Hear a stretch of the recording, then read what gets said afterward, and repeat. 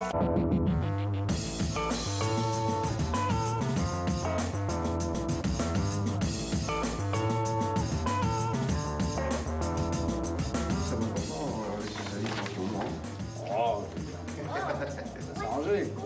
puis le local, c'est pas le national. Patrick Chabert. On le fera au deuxième tour, vous voterez pour moi au deuxième tour alors. Pourquoi l'UMP veut absolument rester en tête de liste à Rouen? Madame, demandez-leur.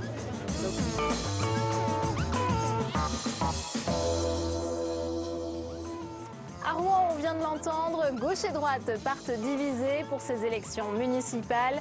La ville est endettée et perd de son attractivité. Ils sont des milliers chaque jour à aller travailler à Paris. Reportage dans un instant.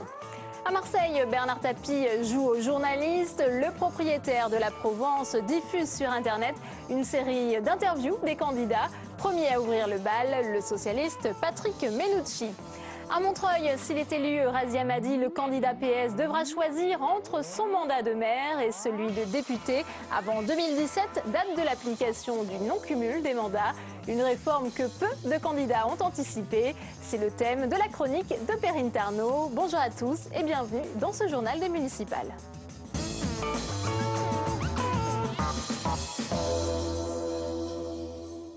Et notre ville du jour, c'est Rouen en Seine-Maritime, une ville en perte de vitesse qui manque d'attractivité. La solution pour des milliers de Rouennais est aller travailler à Paris. Rencontre avec Mathieu, il fait la navette entre Rouen et la capitale. C'est ce qu'on appelle un after, un quotidien loin d'être simple car le réseau ferroviaire est saturé. Son portrait est signé Camilla Campusano. Tous les matins, le même combat, se faufiler entre des centaines de nafteurs. Aujourd'hui, le train Rouen-Paris est raccourci. Encore une fois, Mathieu ne trouve pas de siège libre. Il y a des jours où on se dit quand même, qu'est-ce que je fais là quoi. Ça donne pas envie de continuer à faire la navette en tout cas, pendant encore des années. À 25 ans, Mathieu fait la navette depuis déjà 7 ans. Il attend avec impatience le TGV, un TGV annoncé mais toujours reporté, peut-être jusqu'en 2030. Plus de 3h30 de trajet par jour, des retards à répétition, mais pour lui, difficile de faire autrement. Bonjour. À 2 pas des Champs-Élysées, Mathieu occupe le poste de responsable éditorial d'un magazine spécialisé dans la finance. Oui, bonjour, Mathieu Marcinkiewicz, magazine Décideur, je suis bien au service de presse. Il a tenté quelques stages à Rouen, rien de satisfaisant. Si aujourd'hui on veut trouver un travail un rémunérateur d'une part, enrichissant sur le plan professionnel, dans une boîte solide, clairement je ne pense pas que ce soit à Rouen qu'il y ait de réelles perspectives. Retour à Rouen pour une fin de journée moins stressante. À Rouen c'est beaucoup moins agité, le climat est plus serein. Peut-être un peu trop. Enfin, moi je trouve qu'aujourd'hui Rouen se ralentit en fait. C'est plus, ça manque de dynamisme, il y aurait besoin d'un nouvel élan. Mais le principal atout de la ville reste le prix du logement. De l'autre côté de la Seine, rive gauche, Mathieu a pu acheter un appartement. Bienvenue chez moi. Un duplex de 80 mètres carrés pour 180 000 €. Payer, je sais pas, 800 € par mois pour 20 mètres carrés, dans Paris même, pour moi c'est inconcevable. Puis voilà, pouvoir vivre dans un espace qui est plus grand au quotidien, même si on rentre tard le soir, ça vaut quand même le coup. Rentrer tard le soir, un rythme que son compagnon déplore.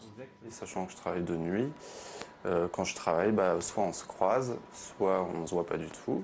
Si pour être plus présent, ce serait mieux. Pour l'instant, pas d'alternative pour Guillaume et Mathieu. La galère des transports, Benoît Meury la connaît aussi. Lui défend les nafteurs, 4000 Rouennais, un poids électoral non négligeable face à des élus absents. J'avais interpellé la mairie de Rouen. À l'époque, c'était donc Madame Valérie Fournéron, qui est aujourd'hui ministre des Transports. Donc ça, c'était le 3 février 2009. On n'a jamais été reçus. Bonjour. Il faudrait que les maires, oui, soient proches de leurs habitants pour dire, comment vous vous déplacez, dans quelles conditions, et si vous prenez le train, qu'est-ce que vous en pensez ? Face à cette situation, Mathieu pourrait décider un jour de revenir travailler à Rouen. D'ici là, il devra prendre son mal en patience pour garder son train de vie. Mounir Soussi, bonjour. Vous êtes journaliste pour Public Sénat et vous revenez de Rouen, cette ville située à un peu plus d'1 heure de Paris. Est-ce que cette proximité est une chance ou un handicap? Eh bien, un peu des deux, Delphine, car si la ville profite de la facilité des échanges avec la capitale, elle est quand même un petit peu étouffée sous son poids économique et administratif. Alors, Rouen va être au cœur d'une métropole qu'elle va constituer avec ses voisins, qui verra le jour à l'horizon 2015, mais dans le même temps, le Grand Paris va émerger. Si bien que la frontière entre les deux espaces va se réduire et là il y a un danger pour Rouen car cette ville qui veut vraiment se sortir de son image de satellite de la capitale pourrait finalement se retrouver un petit peu absorbée par cet ensemble. Alors quels sont les projets en termes de transport pour rendre la ville plus attractive? Tout le monde attend le TGV pour 2030 dans un premier temps et ensuite une nouvelle gare doit être construite sur la rive gauche de la ville. La rive gauche, c'est la rive qui abrite les quartiers populaires construits après la guerre et sur ce sujet, il y a un consensus entre tous les candidats. Ils veulent créer un nouveau quartier d'affaires près de cette gare pour en faire un second poumon économique de la ville. Mais ce n'est pas pour demain, il faudra attendre entre 15 et 20 ans pour que cela devienne une réalité et dans tous les cas, la mairie devra composer avec la SNCF, la mairie et l'agglomération pour mener ce projet à bien. Alors quels sont les autres thèmes sur lesquels les candidats font campagne? Alors des thèmes locaux et classiques comme la circulation, le logement, la sécurité, car pour les candidats, l'heure n'est pas aux grandes promesses. Leur ambition est limitée par la dette de la ville, une dette qui s'élève à 1 700 € par habitant, ce qui est supérieur à la moyenne nationale pour les grandes municipalités. Mais en tout cas quand même, les candidats font une promesse dans cette campagne, celle de ne pas augmenter les impôts. Merci beaucoup Mounir. Et on reste donc à Rouen où le candidat socialiste Yvon Robert, soutenu par la ministre des Sports Valérie Fourneron, remet son mandat en jeu. Mais les Verts ont décidé de faire cavalier seul au premier tour, emmené par Jean-Michel Bérégovoy. C'est le neveu de l'ancien Premier ministre. La droite part elle aussi divisée sur cette terre centriste. L'UDI et l'UMP ont chacun leur liste. Reportage. L'heure du grand oral a sonné pour Yvon Robert. Dans cette salle de classe d'un quartier populaire de Rouen, le maire sortant vient présenter son bilan sous forme d'exposé. Les questions de l'assistance tournent toujours autour des mêmes thèmes, logement, transport, propreté. À la place du professeur, l'élu s'attribue des bons points, fier de ses résultats, notamment en termes d'habitat et d'équipement. Nous avons contribué à transformer la ville de façon profonde et donc nous souhaitons continuer. Et pour poursuivre son travail et conserver la mairie, il peut compter sur une ministre. Valérie Fourneron lui a laissé son siège pour rejoindre le gouvernement. Aujourd'hui, elle est numéro 2 sur la liste. Et pour la ministre des Sports, l'impopularité de l'exécutif ne sera pas un handicap dans cette campagne. Je crois qu'aujourd'hui, c'est avant tout un scrutin municipal, un scrutin de proximité, un scrutin qui est finalement au service du quotidien des habitants de chacun des territoires et ici de la ville de Rouen. Patrick Chabert, je suis candidat aux élections municipales à Rouen pour le centre droit, la droite raisonnable. Voici un autre candidat dans l'ombre d'une femme. Patrick Chabert a pris la tête de liste UDI après le retrait de la sénatrice Catherine Morin-Desailly pour raison de santé.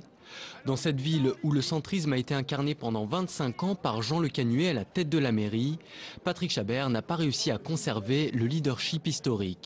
C'est heurté à une volonté de l'UMP de vouloir se compter à Rouen. Mais de toute façon, on n'est pas ennemis, on est concurrents. Et donc après le premier tour, celui qui viendra en tête, arrivera en tête, prendra la tête de liste pour le deuxième tour. L'UMP n'a pas voulu se sacrifier sur ce scrutin.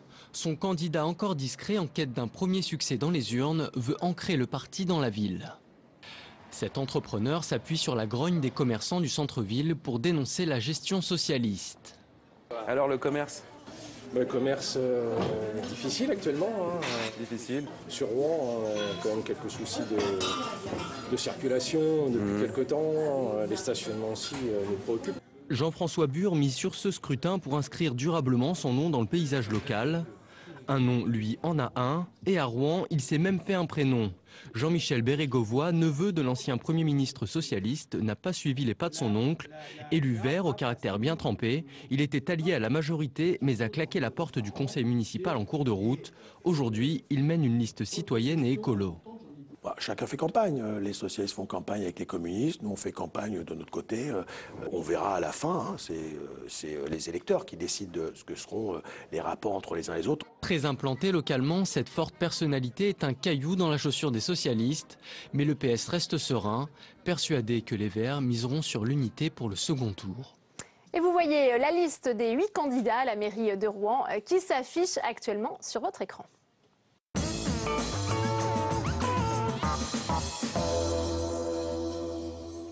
Info de campagne, c'est avec Mickaël Zamès. Bonjour Mickaël. Bonjour Delphine. Alors on va partir à Marseille où Bernard Tapie reçoit les candidats à la mairie à dîner. Et ça a commencé par Patrick Mennucci, c'était des véritables retrouvailles. En 2012, Bernard Tapie avait traité Patrick Mennucci d'Anne Batté du Sud. Alors vous imaginez un petit peu l'ambiance. Là, l'échange était plutôt cordial. C'était dans un restaurant gastronomique de la ville. Il y a même eu du loup grillé à table. C'était plutôt bon, hein, visiblement. 52 minutes de discussion autour du projet, de la personnalité, Patrick Mennucci.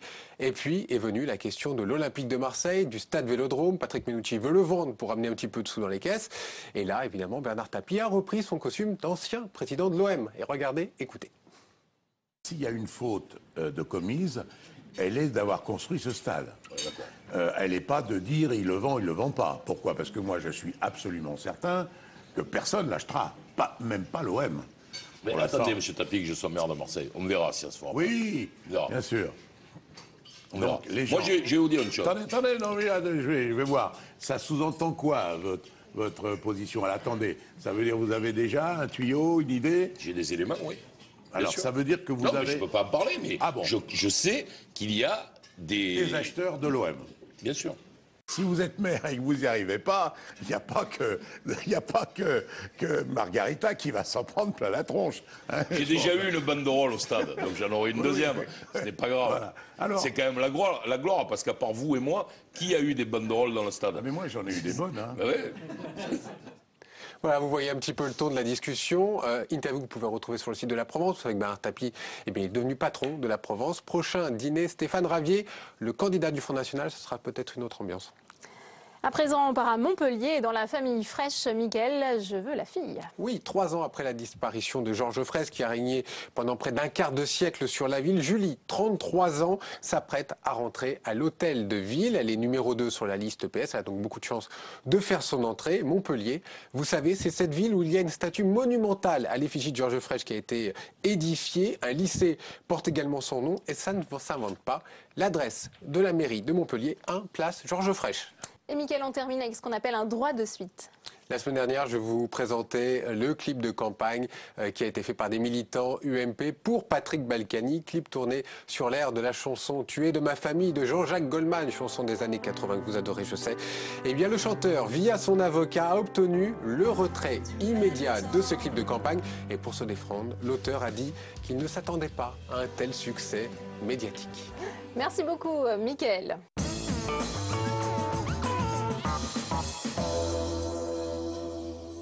Perrine Arnaud nous a rejoint sur ce plateau. Bonjour Perrine. Bonjour Delphine. Alors ce sont les dernières élections municipales avant l'application de la loi sur le non-cumul des mandats en 2017. Est-ce que les candidats ont intégré ce nouveau paramètre? Ah non, pas du tout. Absolument pas. Les 3/4 des parlementaires maires se représentent et ces candidats disent tous attendre 2017, c'est-à-dire l'entrée en vigueur de la loi, l'application, pour choisir entre leur mandat de maire ou leur mandat de parlementaire. Alors sans surprise Delphine, c'est la droite qui n'a jamais caché son hostilité à cette réforme qui reconduit comme tête de liste la grande majorité de ses parlementaires maires. À gauche, la situation est un petit peu plus ennuyeuse car le Parti socialiste a fait du non-cumul une de ses batailles pour le renouvellement de la politique. Et si on regarde les chiffres, eh bien on voit que 83 députés maires de gauche sur 113 et 38 sénateurs maires sur 52 se représentent.